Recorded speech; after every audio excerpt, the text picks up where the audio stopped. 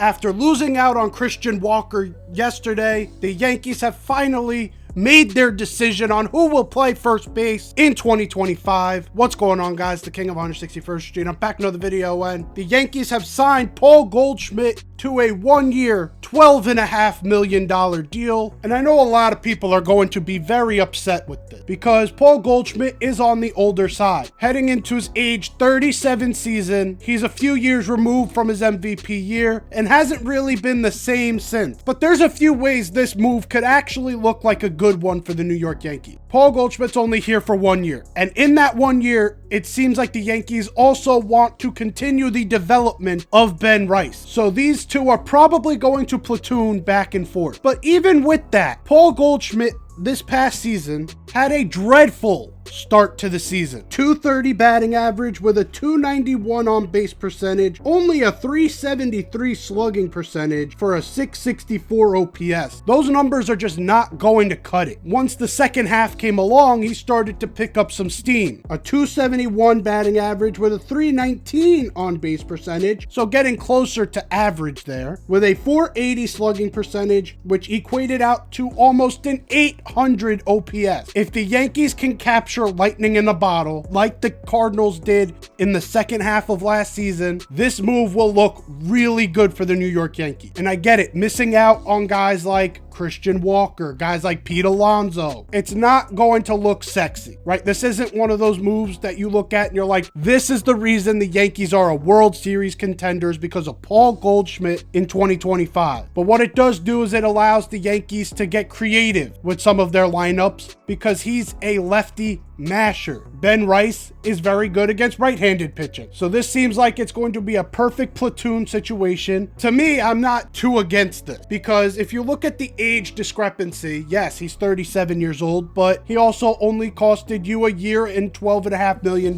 If you looked at some of the other free agents on the market, Carlos Santana, 37 years old. He was going to basically cost you the same amount. Christian Walker, 34. He wanted a 3-year deal. By the end of his deal, he'd be the same age that these guys are. The only young guy on this list was Pete Alonso, and Pete Alonso is going to cost you over $150 million.